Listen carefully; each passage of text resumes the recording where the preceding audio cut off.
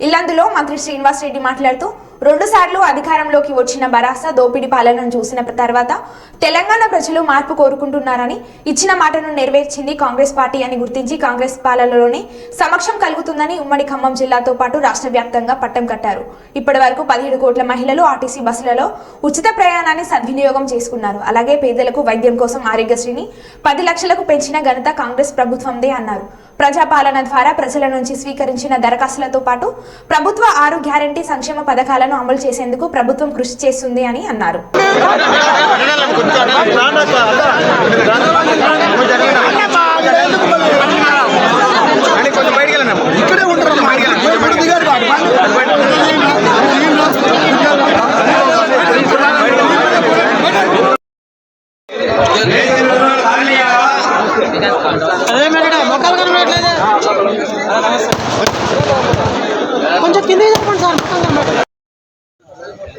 ఈనాటి పార్లమెంటరీ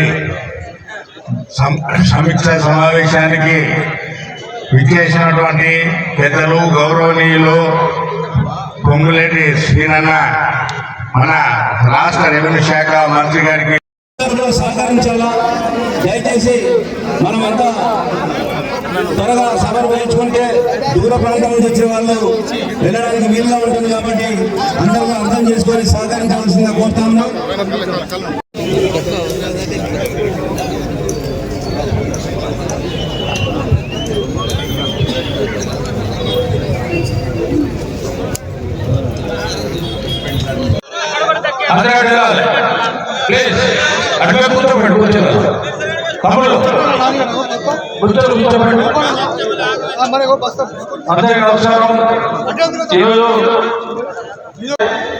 దేశం కానీ రాష్ట్రం కానీ సురక్ష ఉంటుందని ప్రభుత్వం చాలా శ్రద్ధ తీసుకోవడం నాడు మరి కాంగ్రెస్ పరిపాలన, కాంగ్రెస్ ప్రభుత్వాన్ని ఏర్పాటు చేసుకోవడం. రేపు రాబోయే ఎన్నికల్లో భారతంలో కూడా పెద్దలు రెవెన్యూ శాఖ మంత్రి శ్రీనివాస్ రెడ్డి గారి నాయకత్వంలో బైపాస్ పార్లమెంట్ ఉన్నటువంటి 7 సెగ్మెంట్లో ఉన్నటువంటి అసెంబ్లీ సెగ్మెంట్లో పెద్ద మెజార్టీ తెచ్చి ఎవరికి టికెట్ ఇచ్చినా కూడా సునాయాసంగా గెలిచే విధంగా దాదాపు అన్ని మరి 7 నియోజకవర్గాల్లో 6 కూడా కాంగ్రెస్ పార్టీ గెలిచిన 10% మాత్రమే ఒక బీఆర్ఎస్ పార్టీ గెలవడం జరిగింది.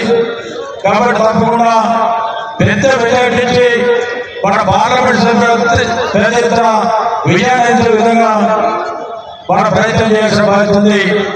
ఎలా ఉందంటే చెవులు గుసగుసలాడి కోరుకున్నారు.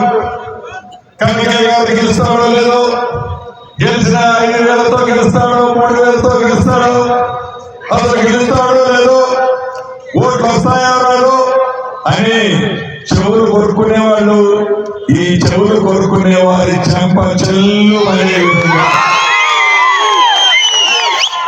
నాకు కూడా రానంత మంచి మెజార్టీతో 57,000 ఓట్ల పైచీలకు మెజార్టీతో, అద్భుతమైన మెజార్టీతో ఇల్లెంత నియోజకవర్గ చరిత్రలో ఏ ఒక్కరికి ఇంత మెజార్టీ ఏ పార్టీలో కూడా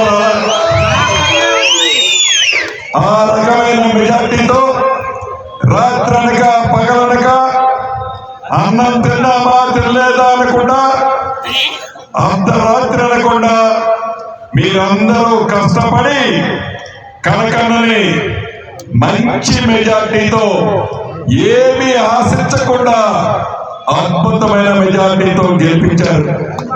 ఆ దీవెన, ఈ ఆశీస్సులు, ఈ కష్టం ఇదంతా కూడా మీది, ఈ ప్రభుత్వం మీది.